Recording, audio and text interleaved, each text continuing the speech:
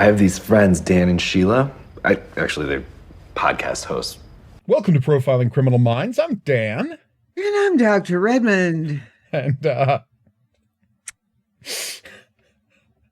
shouldn't laugh, but it's hard not to, because I said something last week that I think I have to take back. I was very clear on the fact that we weren't just going to become a Brian Moser was right podcast. But now I think we might have to. Oh, I tell you. Oh my God. I was not ready for the show to go that hard.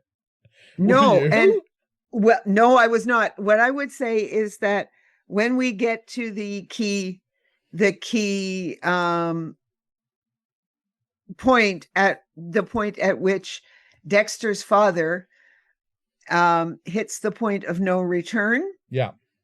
I'm going, whatever minor sympathy you might have had, even a smidgen of sympathy that you might have had for Dexter's father. Yeah, Harry. I mean, it is now. It's gone. It's gone. It's gone. This man is trash through and through, evil through and through, with a smiling face. He is. He's a monster. And he's charming, he's smiling, and he is a total and complete friggin' monster. Yeah. And that's all there is to it. So yes. And Dexter ultimately is the one that gets caught. You know, in his horrible net. Yeah. You know what the funny part is? I remember something key about the first time I watched Dexter and I don't know how, like, 20 years later, this could become part of a podcast we're making that's like central to my, feelings about the show. But at the end of the first season, Dexter kills Brian. Spoiler alert. It's a 20-year-old show. If you haven't seen Dexter, But the crazy part is, the first time I watched that episode, like the first time we got to the end, I'm like, I really feel like he could have let Brian go. Yeah. And I know it's weird because Brian was a serial killer and he killed a lot of women and he was probably going to kill Deb. But I didn't care much for Deb. I was always more of a Dokes person because he didn't like Dexter. And it's like, Brian, I'm like, I really feel like Brian just wanted some reasonable things. He just wanted some time with his brother, right? Yeah. And that's all he was asking for. I didn't see him as an unreasonable figure in the season where he was actually a notorious serial killer. So to get to watch Brian's origin story, how could we not be on Brian's side? I know. Well, because and this is it. I mean, if you have to choose between Brian and Dexter, well, you're gonna have to choose Brian, except that you still end up feeling that Harry had done the job he wanted to do with Dexter. Yeah. He did. And Dexter didn't want to know. Yep. Oh my. And that's the thing that messes me up, right? Yeah. Just the idea that all of this was kept from Dexter, right? Mm-hmm. And just what a monster that makes Harry.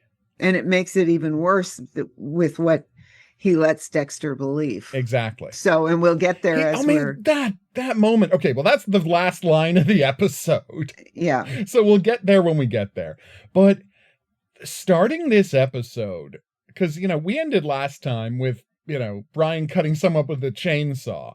And it is a daring thing to end an episode with Brian cutting somebody up with a chainsaw and then start the next episode with a statement that, yeah, but is Brian really the villain here?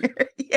But that's exactly what the show does. But it is such a gutsy choice. There he is sitting with his psychiatrist. Oh, but I mean, the whole thing. Like, you see him. We see the 2 days he was alone in a pitch black trailer next to his mother's dead body, trying to protect his brother. Yeah. The whole time. And then the door opens and he's like, we're being rescued. And the answer was no, only Dexter was being rescued. And I'm like, you got big arms, Harry. You could have picked up both of them. But you didn't. Oh, yeah. That was that, and that's how the episode begins. That's the very first thing that happens. And then we take our, our trip through Brian's the awful life of Brian. Yeah, I the know. nightmare life of Brian. And you're like, okay, I'm still on Brian's side. I'm maybe more on Brian's side now. No, now you're more on Brian's side because you just see the horror that happened after he was abandoned. Yeah. He kept by being Harry. In places where he would be abused. And he would be abused and he would fight back because, that was ingrained in him. And then he would get to a worse place and a worse place. And it's like, you feel sorry for this woman, for Weinstein woman, right? Yeah. For getting chopped up with a chainsaw. But she put a 7-year-old boy in a mental institution to be raised in a mental institution. I don't know. Maybe she had a chainsawing coming, Well, no, that's the whole point, because you see what happens in the mental institution where he's called everything. Nobody takes into consideration what he witnessed. Yes, because what he witnessed was covered up. Yep. Right? Yep. Completely covered up. It was covered up. No one wanted to talk about it, and everyone, kept it quiet in the records as much as possible so that Harry and Dexter wouldn't get found out.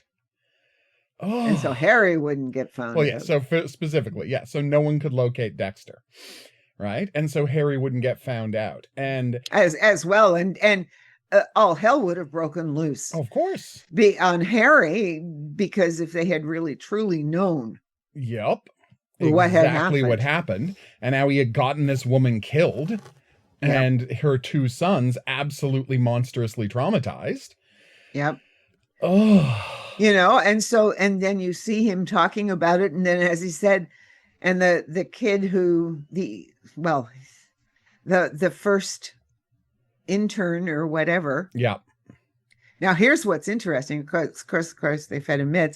So the first attendant, shall we call him, the attendant that he meets is there with him forever, and he thinks of him as a friend because he's treated him well. And then we find out that he was betrayed even by this guy who sold his meds. So he hadn't been on his meds for 6 months. Yep. Before he hadn't all been of getting this good starts. treatment. Yep, exactly. And he's seeing the psychiatrist. And then the psychiatrist refuses to let him see his brother. Oh my God. Well, I don't think, because it triggers you, and I don't think it would be healthy for you to see Dexter. I mean, based on what? Arrange something. Yeah, do it in Dexter a safe is now an adult. Yeah, exactly. Dexter's a 20-year-old man. He can decide what is best for him. And it's like, all of these people are conspiring against Brian. Yeah. And so Brian kills the psychiatrist. And I mean, again, which we already knew. We already knew he did that. But at the same time, I'm like, look, this guy has been very clear about one thing. He just wants to see his brother again. And he was kept away from his brother for 17 years. Yep. Is it unreasonable? And the thing is, like, the psychiatrist. No, 17 years. Oh, he says it. He says 17 years. 17 years. Because Dexter's 3 and now he's 20. Yeah, 17 years. Yeah, 17 years he was kept away from his brother. And all someone had to do, and the worst part is, like, all somebody had to do was, like, say, okay, well, let's talk about a framework of where you have to get from a health standpoint before you can go see your brother, and let's work towards that. All they had to do was give him a goal, and he could have worked towards it. But they wouldn't even do that. No, and the guy was taking away his meds, so there was nothing stopping him. Like, he wasn't getting the treatment he wanted. Like, he wasn't getting, and he was willing to have. He was trying, because the idea was he was going to get mentally healthy and he was going to get to see his brother. And then he got mentally healthy. And this stupid psychiatrist. This friggin' stupid psychiatrist. Yep. Oh my God.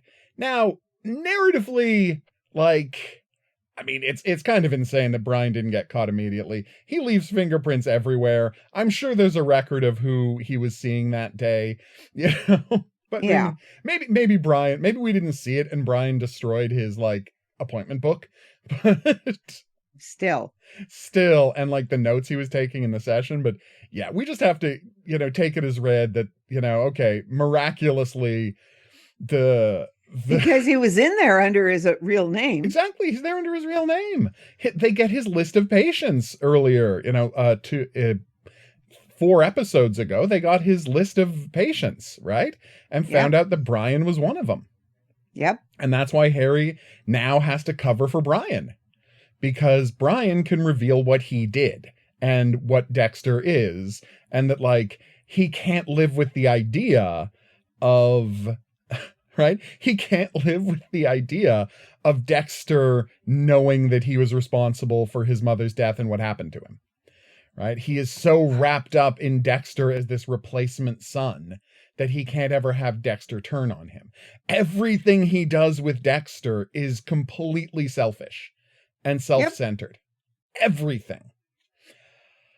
I mean, again, we started out this show 4 weeks ago saying, Our theory about this series has always been that the real villain of the Dexter story is Harry. And imagine our shock when that is the plot of this. That is just canonically the plot of this. Yeah, Harry's the bad guy. Harry always was the bad guy. Yep. Always. Oh my God. So yeah, quite an episode. So there's 2 parallel stories going on this week. One, the chopped up body has been discovered on the rooftop. Uh-huh. Right? And 2, Dexter is chasing down Patrick Dempsey to try and rescue Patrick Dempsey's son. Yes. And stop touching everything, Dexter. Put on some gloves, Dexter. Like, is the actor allergic to latex? Like, what is going on? Is this actor allergic to latex? Because I don't understand why Dexter never has gloves on. He can have nitrile gloves. Well, yeah, back then. Maybe not. Maybe they didn't have nitrile back then. But do you think it photographs like nitrile on screen? No, you just give him some black gloves. It's fine. Just he keeps... Because, spoiler alert, they're definitely gonna, like, fingerprint that boat. You know? And you touched everything. Really bothers me. Maybe it shouldn't bother me as much as it does, but it really bothers me that Dexter touches everything all of the time without wearing gloves. And all you can say is, well, yeah, but Miami-Dade cops obviously weren't very good at their job. Yeah, I think if there's a theme running through the show, I think it's the Metro-Dade Police Department is not great at their job. Oh, yeah. That's, you know what? I just watched all of Miami Vice. I think that's fair. I think that's fair. Sorry. It's just weird to think that, like, the characters on Dexter, you know, are all in Miami Cops, like, a year after Miami Vice went off the air. Like, it's a little strange to me, right? But yeah, these are all, like, Miami Cops living in the Miami Vice world. And I just find that a little weird. So Dexter goes to rescue, Spencer Jr. I don't remember the kid's first name. Jimmy, doesn't matter. Yeah. And it turns out in one of the many baffling things that happens on this show, in the same way that we're like, wait a minute, Dexter was able to break into a high-ally court and no one noticed. And Dexter was able to break into a video game arcade and set up a murder table there and nobody noticed. Which, by the way, when did Dexter go and break down that murder set at the video arcade? I guess nobody noticed. He rescued the kid, he like immediately raced back to the video arcade to take down all the plastic sheeting and get rid of his knives. I mean, I assume it's so. Just it's so funny. We are not to question. No, we're not to question. All right. But apparently, like 2 blocks away from the Miami Metro headquarters, there is a dock with a boat on it that like nobody is ever on and Patrick Dempsey has unfettered access to somehow? Like, what is this boat for? Who owns it? How has no one noticed there's a screaming child on the boat? Yeah, it's a big freighter. Yes, it's a freighter, but it's like, how has no one noticed that there's a child on it? Like, am I the crazy one here? Well, maybe it's supposed to be a scrapped boat. Like we had one of those in Sault Ste. Marie. Okay. I mean, it was still floating and everything else, but I mean, it never got used. Okay, but this one has power. Well, yeah, and that one I'm sure had power so that it could be put on. You could put the lights on and you could do things like that because it was supposed to be used as eventually a tourist attraction. Oh, nice. Did that ever happen? I can't remember. Okay. Because it got scrapped. I'm trying to think. Would I pay $10 to walk around a boat for an hour? I might. I think boats are kind of neat. Yeah, I might pay $10 to walk around a boat for an hour. You know, it was near the airplane museum. Oh, okay. So like you go on a boat, then you go see the airplanes. I get it. Yeah. That makes sense. Yeah. All right. You know what? I was going to criticize this, but I'm wrong. No, I think that actually seems kind of nice. I completely understand the tourism department of Sault Ste. Marie's choices. Yeah, and so it was probably just there because somebody couldn't decide whether or not they wanted to do the refurbishing of it or whether they were going to send it away for scrap metal. Yeah, but the thing is, like, Patrick Dempsey has to know that for a full month, or at least 3 weeks, nobody is going to be on this boat at all. Right. Because it's not like the sun was well hidden and behind a soundproof door. No.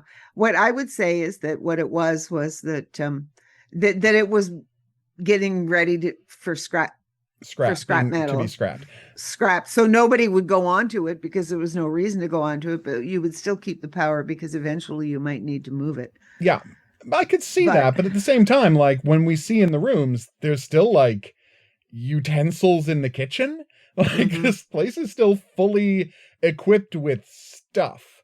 So it's like I just don't know how he could guarantee that no one would show up to like get some of the stuff. Yeah, well, you never know. There might have been something in the records or that had been just abandoned or whatever. Yeah, I'm just saying, it is very dangerous to assume that just nobody's... and remember, there's no security guarding this boat, right? So it's like, how do we know that there's not going to be squatters just living on the boat? How do we know that there's not going to be scrappers going to look to steal from the boat? Like... Because we know there's not security on the boat, because if there was a security guard, they would have heard the screaming child. Both of the screaming children. Yes, 2 different screaming children over the course of, 3 weeks, 4 weeks. So yeah, to me it is absolutely baffling. Oh my God. Like so many things in Dexter. Many things. But anyway, we have a nice fight scene with Dexter and Patrick Dempsey, and then Patrick Dempsey turns on the water to drown his child, and Dexter has to choose between saving the child and chasing Patrick Dempsey. And he does the right thing. He does the right thing and he saves the child. And, the child has to be resuscitated, so obviously he's not going to remember Dexter, although, that might come up next season. Like, whether or not he remembers Dexter might become an issue next season if and when they decide to, they can follow up on that plot if they decide to. Yes, well, and Dexter did save him, so Dexter would just have to come some weird reason why he was at the boat and heard the child screaming. Exactly, but the problem is, by not coming forward with that, it makes him look more suspicious if next year Dexter is the kid is like, hey, remember that guy Dexter I met that one time? I think that's who saved me. And it's like, there's nothing illegal about saving this kid if you happen to find him on a boat. What's weird is not telling anybody about it. Well, yeah, I know, but nobody's going to question it because Dexter would just say, yeah, but I didn't want anybody to know that I saved him. And I'm just so self-effacing. And of course, Harry would just, Harry would cover for him. Okay. Yeah. You make a strong point, actually. He would get away with it. He would get away with that. Nobody would go any further because they're all convinced that the errant police chief or lieutenant has now captain of homicide or whatever is on the run. Exactly. And he's probably in Mexico somewhere. Yeah, which is a reasonable thing for them to assume. Yeah. So yeah, Dexter chases him down, and this is what I'm talking about timeline, because he chases him down to his ex-wife's place, and we see that he is motivated by the belief that this kid isn't really his son. Yes. And that she'd been cheating on a guy with this guy for the whole marriage. And my question becomes, I mean, is that true or not? Because they have the same blood type. I know we don't have the ability to do DNA. Oh, yeah. I don't think it's true. I think it's just his own fevered paranoid. That makes sense. That was my thought too. Okay. Because I think that this is a recent phenomena. This guy, maybe she's been cheating on him for 3 or 4 years, maybe. But even if she has been cheating on him the whole marriage, I think it's his kid, and I think he's just deranged. Oh yeah, no, I think he's just gone deranged with this idea that somehow or another, well, it's because power corrupts, and he gets more power and he's more control. And you saw the way he was with his wife. That's true. And he wouldn't, and he never showed. And he's been betrayed by her. It would have spiraled in his head to this whole fantasy where this isn't really his child. Yeah. Oh yeah. Well, that makes sense. We've got a good example of that one. Yeah, right. Yeah. So it's not deranged. The guy, like, it's not an abnormal thing. Yeah. Let me put it that way. And we don't have DNA sequencing and all of that sort of stuff that can easily be done yet. Yeah, all they can do is matching blood test, and we find out that canonically they do have the same blood type. Yeah, and if everything points to this being his actual son. Yeah, and if the other guy doesn't have the same blood type, then clearly, obviously this is his real son. Yeah, unless the wife was cheating on him with another somebody guy. else who had an A+ blood type, which is where he would go. Because if she cheated on him once, she's probably been cheating on him the whole marriage. Oh yeah, even if this, that is definitely what she believes. Because he's decided. Because I think the son doesn't really want to be with his father. Yeah, but I mean, he seems like a bad guy. I understand why he doesn't want to be with the father. Yeah, well, the father hasn't been around. Guy. Yeah, he seemed like a bad guy even before we found out he was a mass murderer. Well, not a mass murderer, but just a child murderer. Yeah.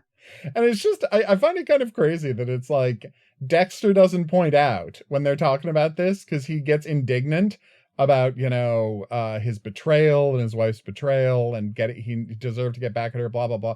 Yeah, but you murdered a judge's kid as well. Yeah, to set it up. Just to make it look like this was a cartel thing. Yeah. Whatever revenge you wanted to get on your wife, the fact that you were fine murdering another child in order to make sure you got away with it means you can't conceivably think of yourself as the good guy. Unless you're absolutely deranged, which he clearly is. Yes. So yeah, that was, but I enjoyed their confrontation. Dexter drugs him and he drags him out to the boat, and we get a boat murder where Dexter's a real messy and just gets blood everywhere. To the point where you're like, oh my God, like, is he going to be able to clean all that off? Probably not, but he'll do a good enough job. There you go. Bleach will do a good enough job of all of that. Yeah. But that's what I'm saying. It's like, so he set up after it's already dark. I just want to point out what Dexter has to do in a single night. After it's just already to tell you dark. How absurd this is. Right. After it's already dark, he has to kidnap Patrick Dempsey, bring Patrick Dempsey to the arcade, set up all of his plastic sheeting and his knives, wake up Patrick Dempsey, let Patrick Dempsey escape, chase him to the boat, fist fight, saves the kid, uses flares to call the boat police to come and rescue the kid, go to Patrick Dempsey's ex-wife house, kidnap Patrick Dempsey again, get him in the truck, drive him to the docks, put him on the boat, drive out to the middle of the ocean, kill him in your ritual, chop up the body into pieces, throw those bodies over water, fully clean the boat, drive the boat all the way back, and then he still has to go and remove all evidence of him from the arcade. Yes, and be at work on time. The next day. What is happening? Oh my god. You see this idea of there being a demon inside him? Okay, makes Not a so little more crazy. sense. Yeah, for the multitasking alone. But Yeah. and I'm just gonna say it. I said it before, I'll say it again. If you had a second pair of hands, this would all be a lot easier. If you were just working with Brian on this stuff, I think it'd be a lot easier. Yeah. All right, so that's the Dexter storyline. It's a lot of fun. I'm not gonna say it's not a lot of fun. It's a good wrap up to the season story. The kid gets rescued, the bad guy gets killed. It's what we want out of a Dexter storyline. Yeah. I think that's fair to say, right? We were happy with how the Patrick Dempsey storyline paid off. Well, of course. Yeah, I think the kid was saved. Okay, he's missing a finger, but it's only a baby finger, so it's not. He'll be fine. He'll adjust because prosthetics exist. Yes, and besides, honestly, it's a good story. Yeah, my dad kidnapped me and tried to murder me and cut off my finger. Yeah, it's a story. No. So I don't have any trauma about missing my father. Yeah. I mean, that's the one thing you can say. He'll definitely have an easy time getting over that absent father trauma. Yeah. And he's got a new one in the waiting. So yep, there you go. See, it works perfectly. All right. So after that, right, we've got what's going on with Harry. So they go to the chopped up body on the rooftop. And he realizes now, of course, that it's Brian who's doing this. Yeah. And so he assumes, and because of the way Brian showed up at the crime scenes, he assumes Brian is going to be there looking for Dexter in the same way that Brian has been. And he sees Brian on the rooftop next door and he goes to confront Brian. And we find out in a nice reveal that time when Dexter was so happy to finally have friends to eat with at a restaurant, the guy who asked him if the seat was free was in fact his brother Brian. And we're like, oh, what a nice touch. What a nice touch. And if only Dexter hadn't had people there with him, how nicely this could have gone. Now, the weird part is, Harry then says that Brian is killing people. Because Brian, he's like, why'd you kill all those people? And he's like, to settle scores, because they're all people who ruined my life. Yep. It's like, yeah, okay, that's fair. They're all people who ruined my life and tortured me and made my life worse. And they're like, okay, yeah, I get it. But then he's like, no, you're doing it to get close to Dexter because you knew he would be investigating the crimes. And I'm like, I don't think Brian did know that. No. Brian, I think that was just a happy coincidence for Brian, because the first person he killed was before Dexter became before he became an intern. Killer. No, before he became an intern. Oh, before he became an intern. Yeah, okay, he killed the doctor before Dexter became an intern. And then Dexter's first day as an intern was looking at the guy that Brian shot in the head. Meaning that Brian could not possibly have known that Dexter was going to be working on that case, because he didn't even know that Dexter was a forensic intern until he was, gawking at the crime scene of the guy he shot in the face. Yeah. So yeah, no, Harry's saying he did this, did the crimes in this way to get Dexter's attention. No, that is completely not accurate. He's just wrong about that. Yeah. All right. And so now we get the big emotional scene between Harry and Brian that we've been waiting for all season. And it is nothing but Harry's rationalizations. Yeah, it is just horrible. Loathsome. The man is scum. Oh no, you would have ruined Dexter? Jesus. Oh my God. He was 6. He was 6 years old. And he's saying, no, Harry, you ruined Dexter. You ruined Dexter. We're looking at the Dexter you ruined. That's what the show's about. But blaming Brian and saying that, the best thing for Dexter was to be with Harry and not his brother. And it's oh my God, you're still gaslighting this man. Yeah. Was he violent? Did he have impulse control? Yeah. But you know what? Therapy exists. Yes. And there were lots drugs exist. You could have gotten this kid help. Yep. And you abandoned him, and it And turned him into Never a gave monster. it a second thought. There is no evidence that he thought about Brian once after that car took Brian away. Yep. There is nothing to suggest Brian ever crossed his mind. Yep. And Brian couldn't get Out of the psychiatric institution. no, he couldn't, because there was nobody waiting for him. There was nobody to sign him out. There was no one he was a child, and there was no one to be his guardian and take responsibility for him. except for the state. And Exactly. the state just kept him there. Yeah, well, the state has nothing else to do. And then he aged, he behaved well enough and aged out at 18 and had to continue his therapy, to keep from being institutionalized, which he did, right up until his doctor said, you're never going to get to see your brother. Jeez. Because Dexter has been a trigger for you. Yeah, it's a trigger for me. The most traumatic thing in my life is being taken away from my brother and not ever getting to see him again. And it's the root of all of my problems. So yes, I don't think taking away the idea that I would ever get to see my brother again is going to make me more healthy. Because it's like, it's insane. But as you say, like, Harry manipulated everything to ensure that this guy's life went badly. Yep. To guarantee It was terrible. It was just it. Yeah.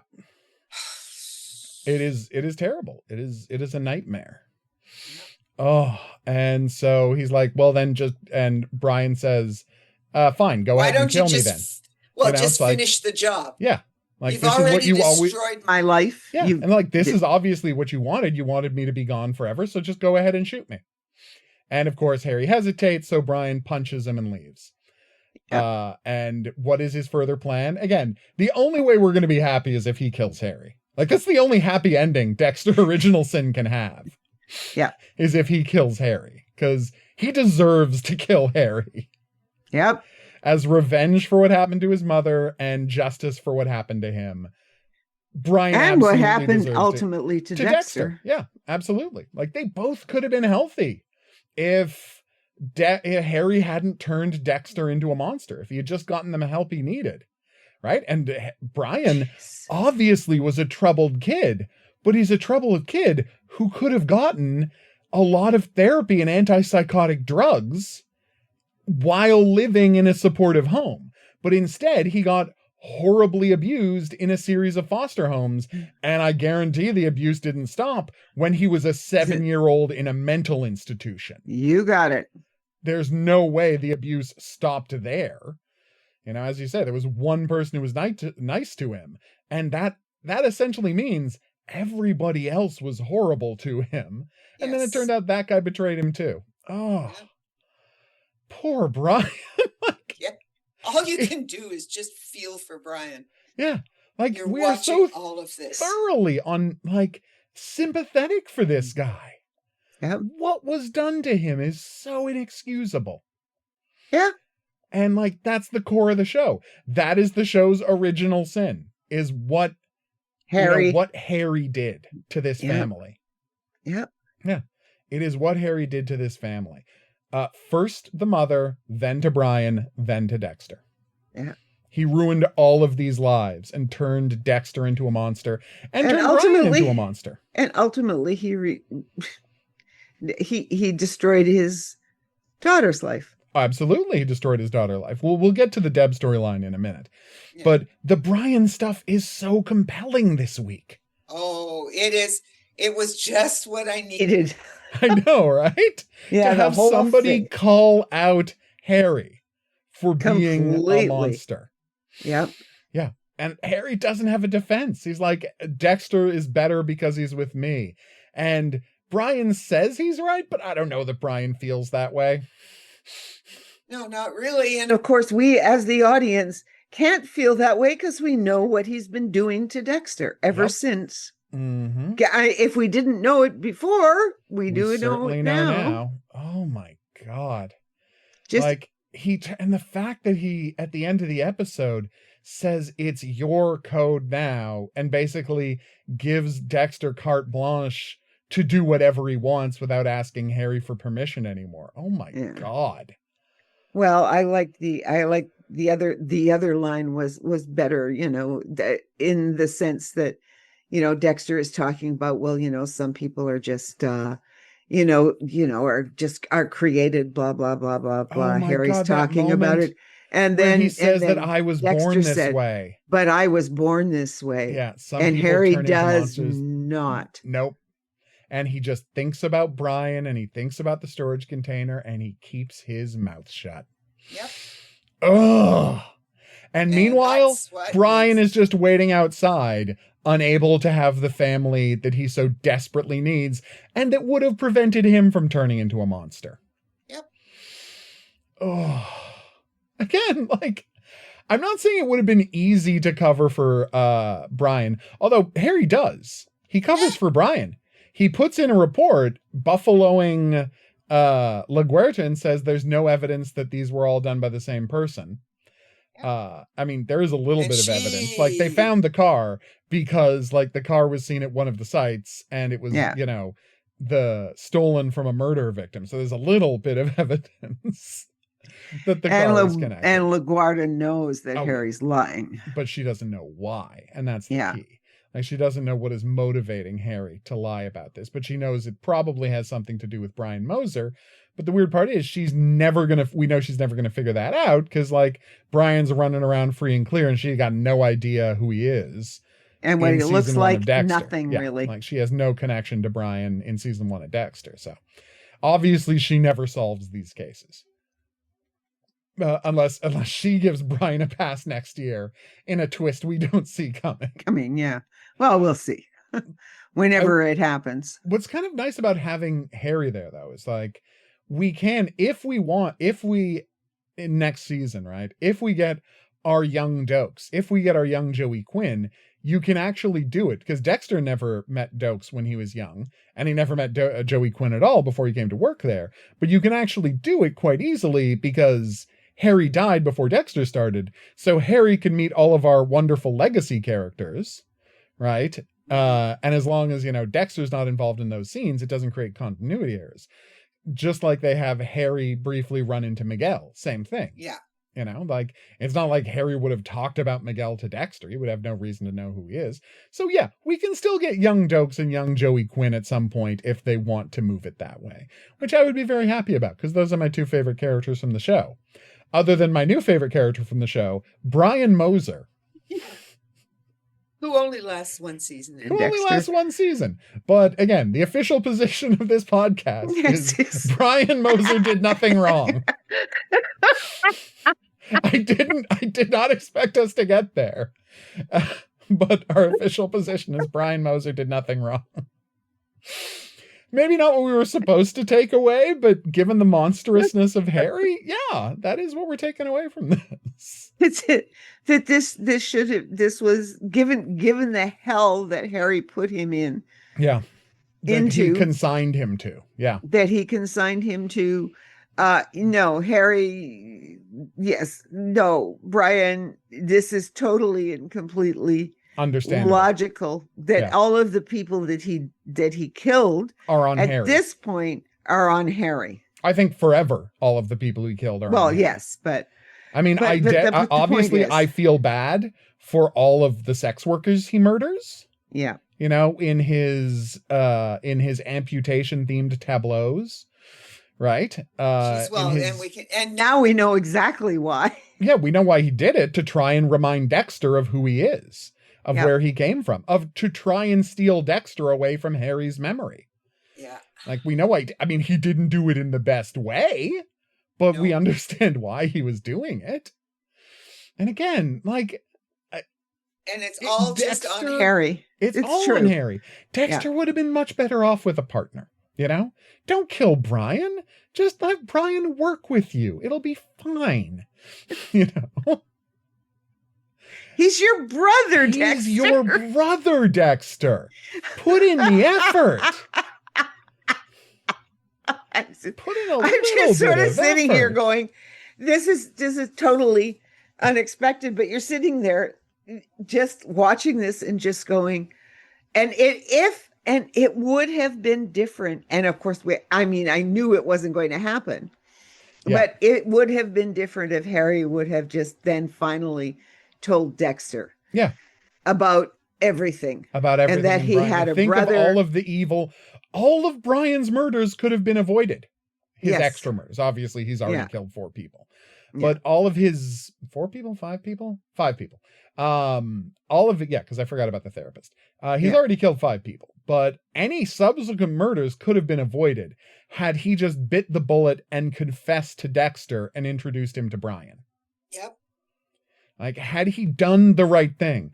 And that's why I think it's going to be so weird in a couple of weeks when we're watching Dexter season 1, when we get to the end of Dexter season 1, because fundamentally, I think we're going to come to the position, even if we didn't quite understand it the first time we watched these episodes, that murdering Brian is, in the end, choosing Harry, his abuser, over his family.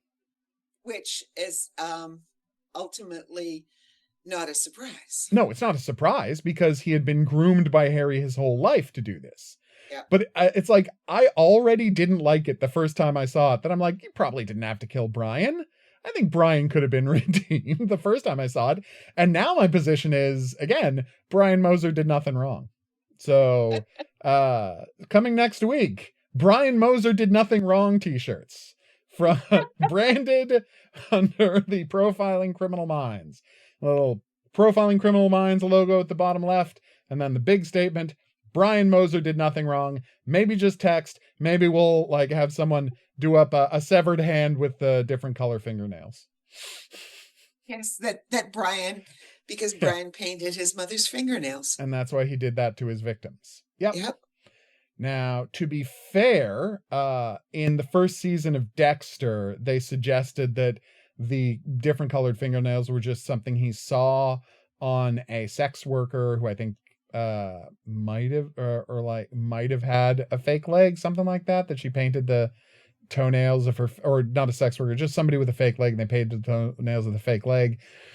And that's why he did it, because he became obsessed. But maybe they already covered that it was because that reminded him of his mother. I don't remember exactly. Again, Well, we'll I have watched to the first see. season once, right? I watched the Yes. first season once Who 20 would- years ago, and Who's we're gonna go about to back? watch it again. Next Yeah. week, we're going to be watching it again. So I'm not going to try and test my memories. But yes, No, Brian don't. Moser, get your Profiling Criminal Minds merch. You'd think our first piece of merch would be somehow related to Criminal Minds, but no, it's going to be a Brian Moser did nothing wrong t-shirt. No, deep down Inside, ethically speaking, he shouldn't murder anybody. No. But you understand Where he and comes you know from. it Exactly. was Harry's. It was Harry's sin. It was Harry's fault that all of this happened. Brian Moser was just as much of a victim in all of this as all of the people that Brian Moser killed. So there you go. And it is when you are Watching this in this is horrendous. We already can't stand what he did to Dexter. Yeah. And now you see just how badly, you Mhm. suspected it, but now Yep. you just see how badly Brian ruined Brian's life. And was as you ruined. point out, the real nightmare is never thought about him once. no, Didn't check in. Didn't try to use whatever weight he had to make sure Brian was being treated well. Never checked up at all. Yeah, well, and Out the of reason- sight, out of mind. He was disappeared Oh, from I their would think it lives. was Even more deliberate than that. Yeah. Because if he did see that Brian got a healthy home life or anything like that, then guess what? Yeah. Brian would one day show up.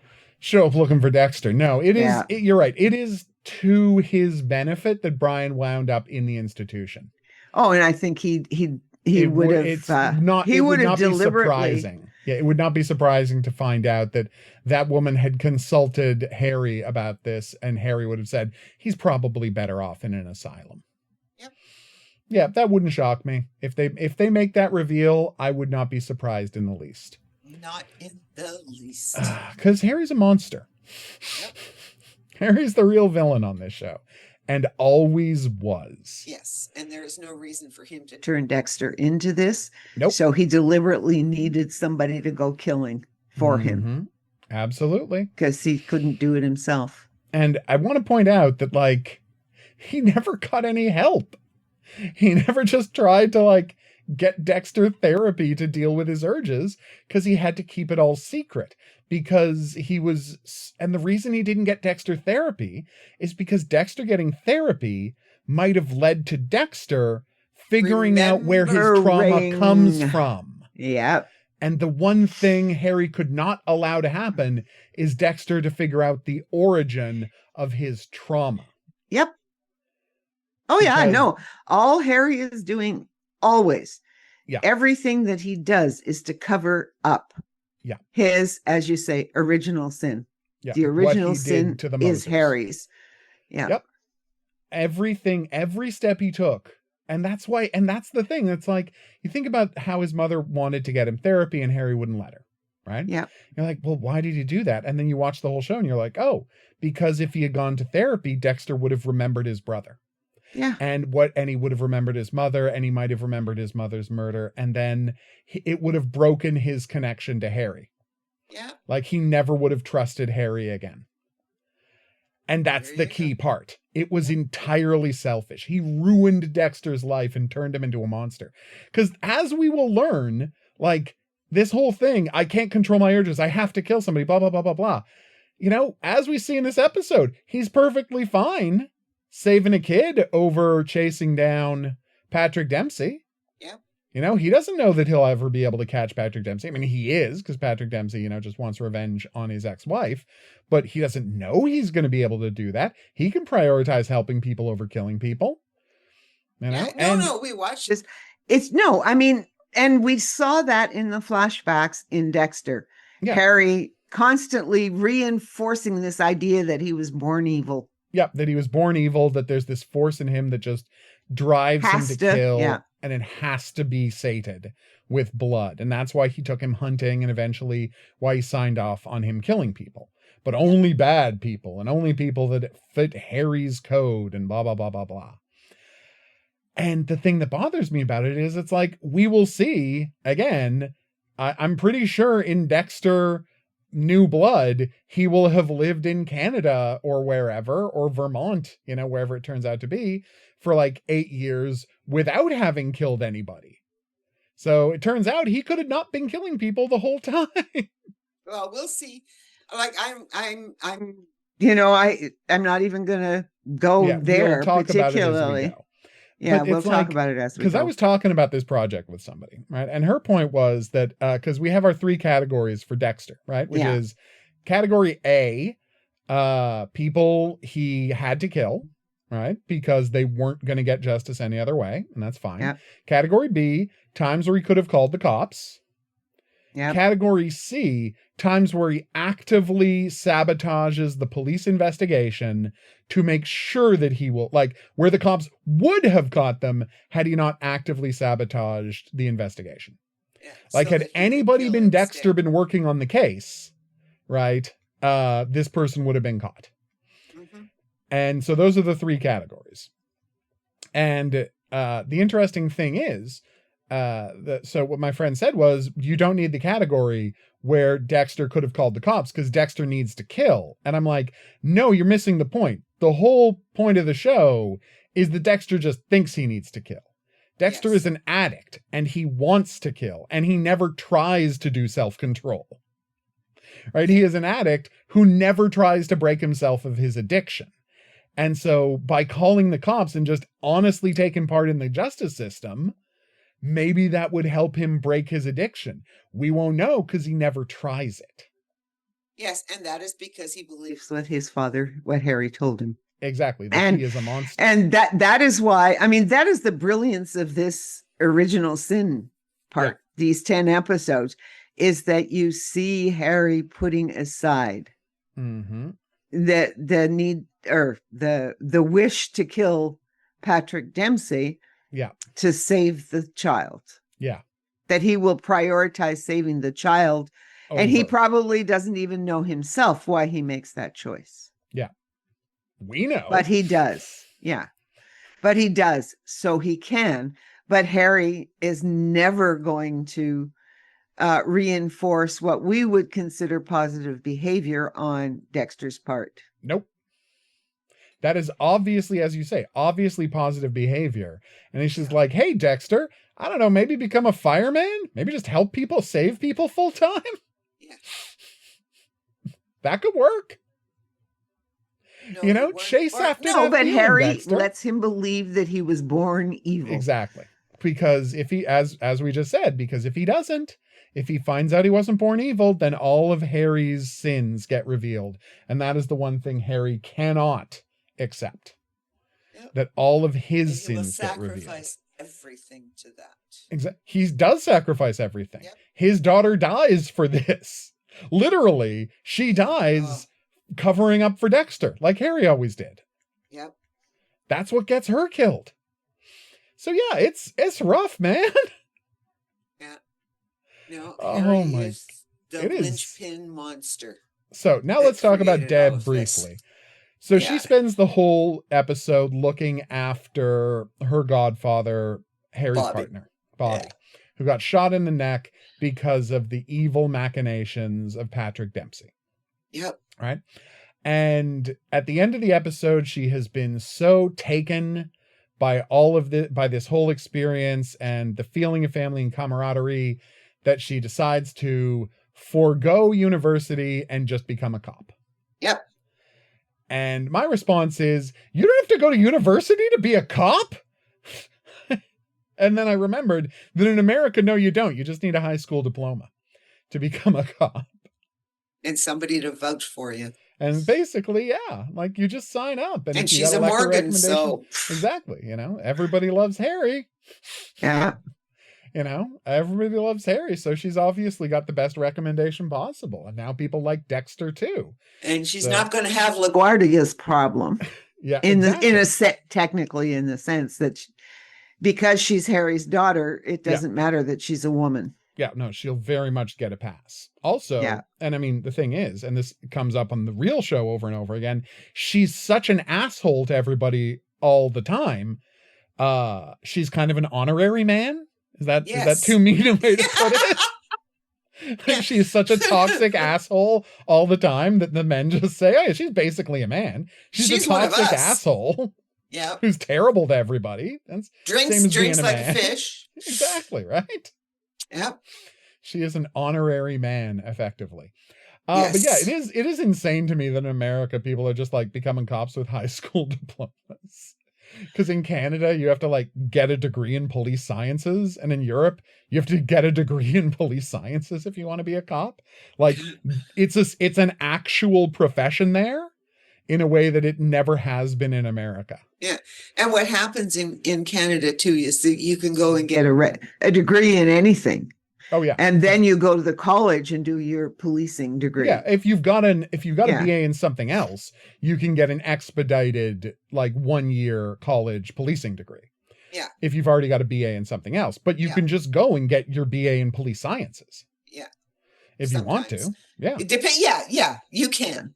Yeah. I'm not saying a lot of people go to university just to do police sciences, Yeah. but some do. That's the thing. It's like everything else. It's because when we came out of high school, I could have gone and taught out of grade 13 without going to teachers college. Right. Teachers college and without going to university. That becomes mandatory in the 70s. Right. But initially I could have, and then anyway, and then but it was the same thing with policing. There were some of my friends went and became cops after they finished grade 13, right? Yeah. And that was the way it was. And then Yeah, it just but that was the gradually 60s. becomes, that's the It was- 60s and the 70s. It was professionalized early afterwards. 70s. Yeah. Everything gets slowly professionalized. And the weird part in America is policing still isn't professionalized there. It's Well, still that's- basically just a gang. Well, and it's Yeah. Nepotism reigns supreme. Yeah. It helps And- to know a guy. Yeah, and just remember I mean, you could be a used car salesman, and if you run for sheriff and everybody votes for you, you're sheriff. You're a sheriff. Here are the two things that it helps to become a cop in America. One, Military. one, military. Two, under 100 IQ. That is the two things they're looking for. You might say that's cruel, but no, there is a belief in the world of policing that they don't want smart people to be cops because being a cop is so boring that they will essentially not stick it out. They will want to go and do something that challenges them. And two, and this is the interesting part, Mystery. smart people question authority. Of course, we know this. And the one thing that cops can't ever be allowed to do is question authority. Yes. Blind obedience, like they are people who demand blind obedience from the public and also demand blind obedience from all of their subordinates. So you never want, if you're a commanding officer, the last thing you want is a cop who will question an order they are given. Yes. And not obey you and ask why or suggest an alternate way of doing things. They don't want that. And so they do not want people who test well and get good grades to become cops for that Just reason. think about Mayberry. Oh, again, Mayberry is the most beautiful. We've said it before, but if you didn't hear that episode, is the perfect thing. Yep. Right? Because it is a show where there are two cops on the show. And one of the cops is what Americans wish their, and maybe some cases believe their cops are like. Yeah, A that's Andy. smart, thoughtful man who would basically Cares about everybody, protects everybody, and believes in settling disputes between people in a calm and rational fashion, and is always willing to listen to every side. Yeah. And then the second cop is how the cops drunks in jail to sleep put it off. to sleep it off. Yes. And then you have Barney Fife, who is what cops are actually like. Guys who are terrified that people will question their masculinity and are always looking for some reason to shoot a gun. Yep. Guys who are obsessed with their own authority, terrified that people will think they're unmanly, and are desperate to shoot somebody. That's Barney Fife. And that's, so it's our fantasy of cops versus our reality of cops all in one show. Yeah. It's kind of fascinating. Oh, yeah. And the thing is, like, I didn't used to be so anti-cop, but man, what the last 20 years have done to us. What the last 20 years have done to us, And I mean, the thing is, when I saw friggin' George Bush. Well, there's too. George Bush, but I mean, Canada has its own problems, Well, yeah, I know. Well, what happened was I started reading news stories about the missing women up north. Right? Because I'd found out the first thing that shocked me was them, the Pictons, right? And the cops just not caring that these guys were mass murdering sex workers, and the cops just didn't care. And again, NHI, as Dexter says, they are no humans involved cases. The cops just don't care. And from there, I started reading about the cops' absolute disdain for investigating the deaths of First Nations people. Yep. Like, cops absolutely just refuse to care or look into it. And then you go and see, well, it's not just, First Nations people, it's not just non-white people. They also don't care when anything happens to women generally. Because we had the Ottawa refusing to investigate rape crisis in the Ottawa Police Department. And so it's like, you see enough of these in a row. Paul Bernardo. Paul Bernardo. I'm just letting him run around. But it's like, in Canada, we don't have a huge number of cases that you have in America. You have all of these big high profile cases, right? Of cops shooting unarmed people in the back. Yeah. They're always black. But yeah, like shooting unarmed people in the back, and how that's like, there's so many tragic cases of this, right? Of cops murdering all these people. But in Canada, we don't have as many of the cases of that. But even if you would think for 1 second we're better, if you look for 5 minutes, you can find that we have all of the same toxic behaviors, right? It's just they're better at not being so outre about it, because policing is a profession in Canada the way it isn't in in America. Yeah. You know, it is a profession here, but even though it's a profession here, they still do all the same stuff, just not in as ultra and high profile a way. Well, yes, and there wasn't. And it's because, as we well know, our First Nations peoples were expendable. Oh my God. And what happens is that, and to say this honestly, we have never had as many African Canadians, Black Canadians. Yeah, no, there's just not that many And, Black people in you know, Canada. as I said, I grew up in a town without any, and we wouldn't have seen anyone who was Black except that we went to the States.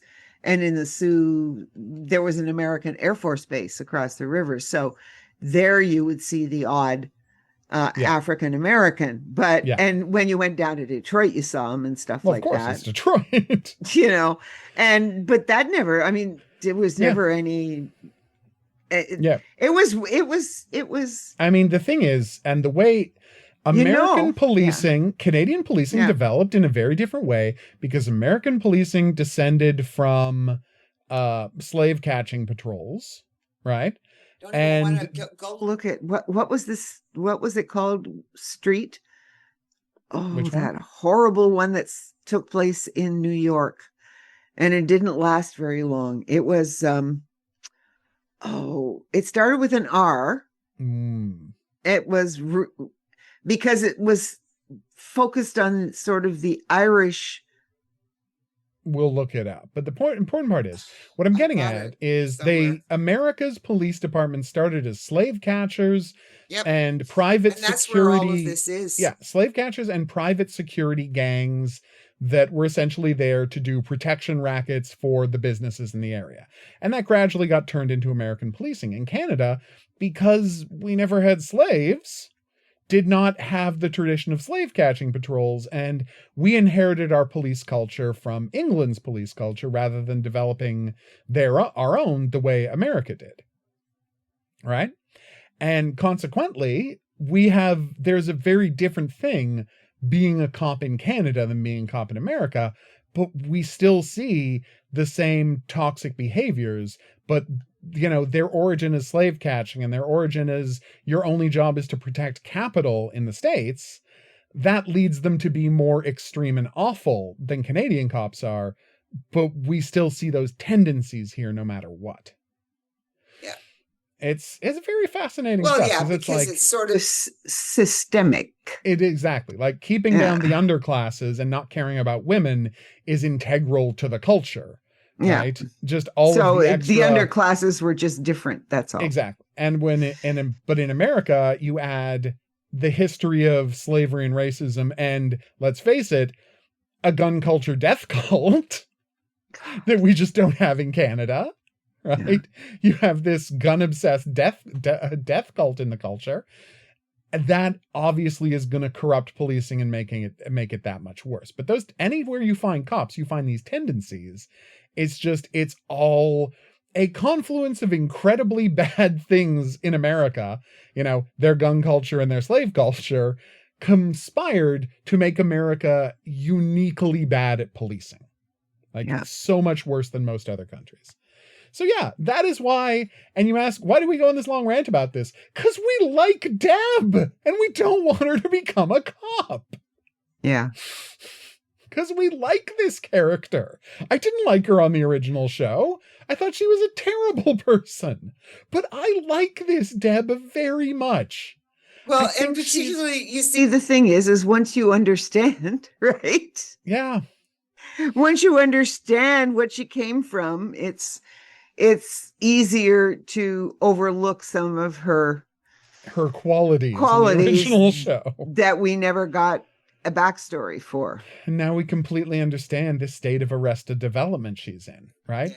And the fact that she was so desperate to be part of the family that Dexter and Harry iced her out of, that of course she was performatively masculine and desperate to become a cop.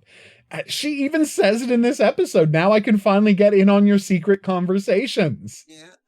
She is becoming a cop so she feels like she belongs. That's so sad. I know, right? She could have done anything. You know? She's not the best student, but she's smart. you know, and she could have gone to university and been a star athlete and gotten a degree and done something with her life. And instead, she goes to work for the worst police department in America because it's the one where your forensics department is actively sabotaging all of your investigations so that he'll get to murder people. Okay, maybe that's not as bad as I remember it being, but I'm pretty sure that happens a bunch. We saw him do it with Patrick Dempsey. Yeah. Oh my God. But I yeah, know. it's a really good season ender. Yep. Because it makes all of the stakes clear, right? It makes it clear that, yeah, you know what? Harry's the villain here. The show gets that. Yeah, we wondered last time whether the show really got Got it. Oh yeah. I mean, this just tells you that they get it. The backstory they have written is completely believable. Yeah. Like, it's always a challenge doing a prequel, right? It is always challenging doing a prequel because the audience knows where the story is going. But the big problem with the original show, as you know, you and I talk about and identified, is that Harry never gets called to task for all of the awful things he did and for how he destroyed these lives.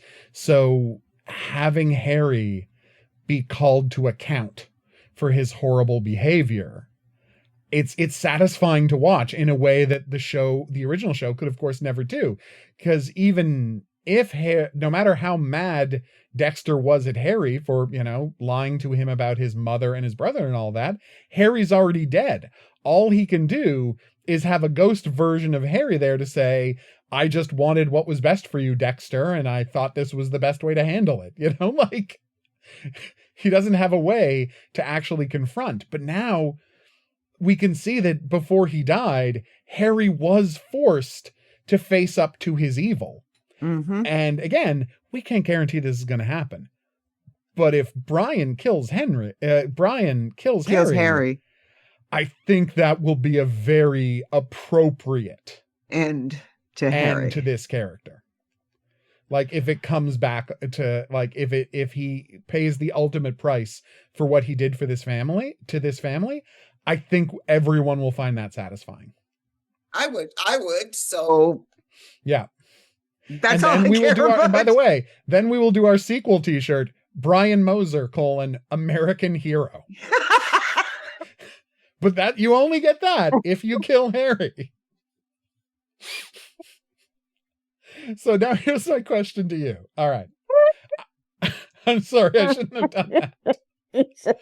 All right. I can't support all this murder, honestly, but I do understand it. You do accept and understand. We don't support it, but you know what? We got plenty of American heroes who are murderers. There's no reason we can't throw Brian Moser on that into list. that one. Put him in the mix. You know? America loves to celebrate murderers. So, you know, let's give him one more to celebrate. All right, here's the big thing, right? Okay. All right, here's the big thing. My question to you is, so the show Endeavor is ending this year. And the interesting thing about the show Endeavor is it ran so long that the actor who plays young Endeavor Morse, in case you're wondering what Endeavor is, there was a long-running detective show called Inspector Morse.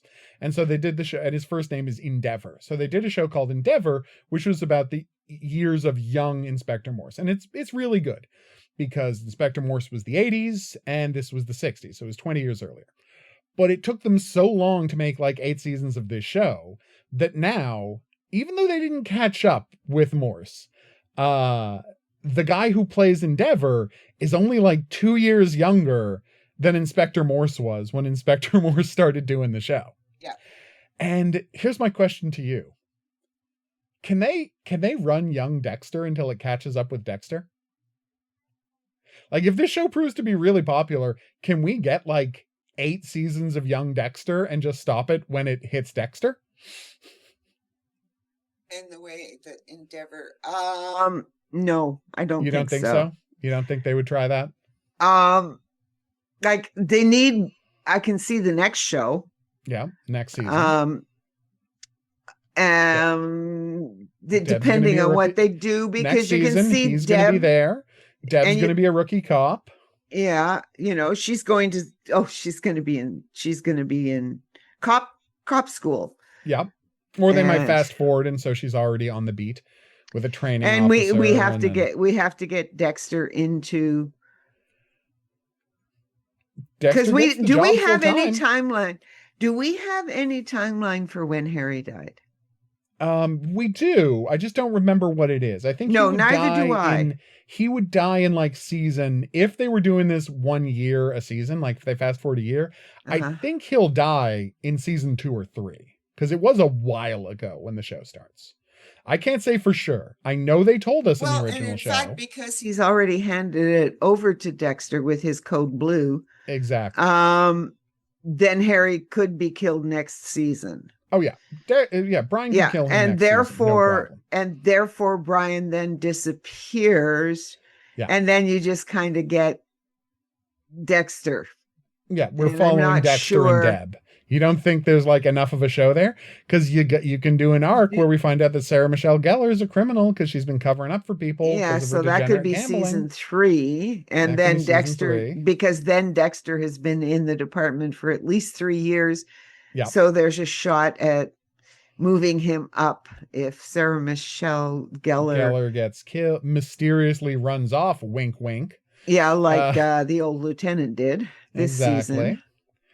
Yeah. So I'm saying, like, there's a possibility. There is a possibility you could do it. As long as you keep it down to 10 episodes per season, yeah. Per season, maybe you can get away with it. And you might be able to. I'm not so sure how much you can see. Here's my issue, right? Is how much can you milk from, because you're going to have to milk. Everything has to tally with what's going on in Dexter. Absolutely. So, and because we haven't watched it in so long, and we haven't watched New Blood, and there's still a new episode of Resurrection. I think just went up. So season's almost over. Yeah. It's going to be tough to avoid spoilers, man. Yeah, well, you'll have to avoid them. I'm doing it. Like, I'm being very careful. Every time they try to show me something on YouTube, I click not interested, and I never click on the Dexter videos. So hopefully they'll figure out that to stop showing me Dexter content. Yes. Oh my God. But yeah, it's interesting because I think we're going to table the how far can Original Sin go until we've finished rewatching Dexter. Yeah, I think so, because everything has to, of course, fit in. Like exactly. It has to not, be it has to not conflict with stuff they've already established in Dexter. Yeah. But as crazy it is, I'm like, I just kind of want more Brian around. But I think see what Brian's getting up to. No, but I know, but I don't think that they would want to do that because Brian is just a monster. And Brian just is a monster, and we know that he never meets Dexter, so you can't just have him hanging out at the edge of the show for years. That just wouldn't work. You're right. After he, even if they want to keep doing the show, after Brian, fingers crossed, kills Harry, he would have to leave. Yes, and not show up. Got to go to New York, or he's got to go to Chicago, Los Angeles. Whatever it is. Great place for him. Wherever, exactly, right? Well, no, you get away with it there. Yeah, right. So you're right. He would never. Second most corrupt police department in exactly. It's up there. No, what you do is you make sure you live in a place that is covered by the LA Sheriff's Department. Yeah. That's the one that has all the murderous gangs in it. Yeah. Yeah. And then he could just. Oh my God, I know. But yeah. So yeah, I mean, I think you're right that we couldn't keep just hanging out with Brian while he's serial killing. That wouldn't be a show. Mm-mm. I mean, that said, that is the plot of the show. The very popular show You is just this guy keeps serial killing people. So, maybe we could do the Brian show. Well, no, what you could do, I mean, here's not that I would want to watch it, but you could see Brian say, okay, so he goes where the sheriff's department is in LA. Yeah. And he becomes part of the police department, That would be hilarious. And then he and can he's get serial away killing as a cop. Because there are serial killer cops. Oh yeah, it's not an uncommon thing at all. So, I mean, he could just, as I said, move to LA because it's too cold. Too cold in New York and Chicago. He's very much a Miami kid, so he wants to be nice and Nevada is too... There's no water in Nevada. Well, number one, there's no water in Nevada. And in Nevada, to do it as much as he would want to do it, probably isn't going to... people might notice. It's a very tourist-driven location. Tourist-driven location. They're going to be not and want he might to get have caught it. by those. He might get caught by those CSI people. Those CSI people, or the mob just might get rid of him. Notice because he's causing too many problems. Honestly, whereas, like I said, I know that it's weird that like now we're just pitching a Brian spinoff, but again, watch this show and make an argument that Brian isn't the most sympathetic character. I don't think you can. No, while Deb is, second most sympathetic character after Brian. Yeah. Yes. And, and she is the MVP as opposed to Brian. Oh, yeah. Because Brian's barely in the show. Yeah. And no, but you can have them every now and then move over to see what Brian's doing. Yeah, let's go check in on what Brian's up to. Because Brian's going to show up pretty soon anyway. Because that's what I'm saying. In the first season of pushed. Dexter. Like you could see him, right? Oh, yeah. You could actually see him, doing this whole thing and perfecting his serial killing and the chopping up and only the then feeling he's ready to come back to. Yeah. Only then feeling he's ready to come back to Dexter. Oh my God. Ugh. You could do it. I mean, all right. I'm just going to pitch something, and I know this is going to be weird. Now it's like, Brian could have a secret son out there somewhere, and that could be New Blood. And no, I'm saying in Resurrection, they could bring that back the actor who's playing young Brian as Brian's son. And I don't know how they would do that, but you could do that. I'm just saying there's a chance. All right. This is all stuff we're going to develop. We don't have to pitch this now. This is stuff that's going to develop during our year of Dexter. But it's obvious we're very much on Team Brian Moser. And as we next week start rewatching, next week for us, in 2 weeks for you, as we start watching the original Dexter, we're going to see if we manage to stay on Team Brian Moser. But the weird part is I don't think we're going to have trouble because I was on Team Brian Moser when I first watched the show and they hadn't done an amazing job of making him sympathetic yet. I was just already on his side. Well, yeah, because Dexter is just like, I can still remember, Dexter's the worst. Yes, and if it wasn't that you kept pushing me to watch it. Because I knew it was going to be interesting. And I was right from a historical standpoint. Yes, looking back on it. It's definitely interesting. No, I am really happy with this. Yeah. With Original Sin. This is the best Dexter thing we've ever watched. Yes. It's so much better than the original Dexter show. Yeah. Because it is very clear-eyed. Because again, the thing that I had always done with Dexter is what I had always said about, we talked about this the other day. It's always the same as my complaints about Sons of Anarchy, which is it was a show that refused to challenge Dexter or ever question, like, whether Dexter was right about things. I mean, the one thing you could do with Origins, because they did it with Endeavor, right? Because what happens in Endeavor, because when you first meet Endeavor and for the first couple of years, you're sort of, you can see a few little things. But for example, Inspector Morse is an out and out alcoholic, and that's what kills him in the end.